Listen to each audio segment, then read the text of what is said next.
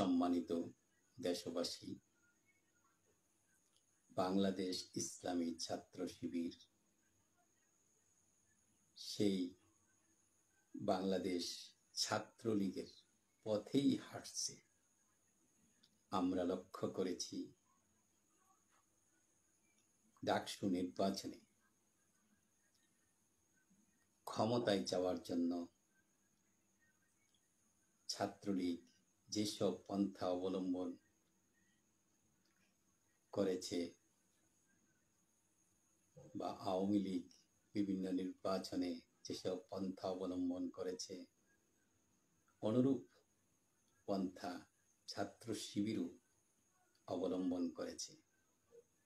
তাদের বিরুদ্ধে বাংলাদেশ জাতীয়তাবাদী ছাত্র দলের পক্ষ থেকে ভোট চুরির অভিযোগ করা হয়েছে, অনিয়ম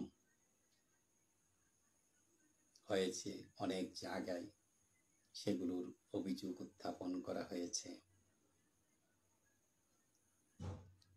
আমরা আশা করেছিলাম শিবির মানে একটা আদর্শ নিয়ে কাজ করছে, আদর্শিক একটা ছাত্র সংগঠন, তারা ক্ষমতায় যাওয়ার জন্য অবৈধ কোনো পথ বেছে নেবে না। কিন্তু কার্যত তারা যেই চমকপ্রদ যে ফলাফল দেখিয়েছে, যে বিজয় তারা অর্জন করেছে, এই বিজয়ের পিছনে অনেক অনিয়ম, অনেক কারচুপির আশ্রয় তারা নিয়েছে। এইভাবে জাহাঙ্গীরনগর বিশ্ববিদ্যালয় নির্বাচন আমরা অনুরূপ অনিয়ম, ভোট কারচুপি সহ নানাবিধ অনিয়মের অভিযোগ আমরা সামাজিক যোগাযোগ মাধ্যমে দেখতে পেরেছি। অনিয়মের দরুন বাংলাদেশ জাতীয়তাবাদী ছাত্র দলের যে প্যানেল, সেই প্যানেল নির্বাচন থেকে সরে দাঁড়িয়েছে। এর থেকে লজ্জার আর কি হতে পারে শিবিরের জন্য। 2024-এর জুলাইয়ের পূর্বে যারা ছাত্রলীগ করত, যারা ছাত্রলীগের উচ্চ পর্যায়ের নেতা ছিল, যারা প্রধানমন্ত্রীর সাথে যাদের ছবি, বিভিন্ন মন্ত্রী এমপিদের সাথে যাদের ওঠা বসা ছিল, তারাই তো আজকে শিবিরের নেতা, ডাকসুতে নির্বাচিত হয়েছে, ভিপি হয়েছে, উনিও ছাত্র শিবিরের ছিল। তাহলে এই ছাত্রলীগের যারা ছিল তারাই আজকে শিবিরের নেতা, তারাই আজকে অবৈধ পথ অবলম্বন করে অন্যায়ভাবে সেই নির্বাচনে অংশগ্রহণ করে ভোট চুরির মাধ্যমে নির্বাচিত হতে শুরু করেছে। আমরা ডাকসুর বিপিকে দেখলাম নির্বাচনের 2 দিন পরই কোটি টাকার গাড়ি ব্যবহার করছে। আমরা তো এমনটা আশা করিনি। আমরা আশা করেছিলাম শিবিরের ডাকসুর বিপি নতুন এক ইতিহাস সৃষ্টি করবে। সে একেবারে সাধারণ শিক্ষার্থীদের মতো চলাফেরা করবে, তার জীবনযাত্রায় কোনো পরিবর্তন আসবে না, তারা নতুন কিছু উপহার দিবে ছাত্র সমাজকে। কিন্তু আমরা দেখলাম সেই ছাত্রলীগের যে নেতাদের যে ক্যারেক্টার, যে চরিত্র, অনুরূপ চরিত্র শিবিরের যারা আজকে নেতৃত্বে গেছে, যারা নির্বাচিত হয়েছে, তারা সেই ছাত্রলীগের পথেই হাঁটছে। এভাবে যদি তারা চলতে থাকে, তারা যদি রাষ্ট্রীয় ক্ষমতায় আসে, তখন বদলি বাণিজ্য, টেন্ডারবাজি,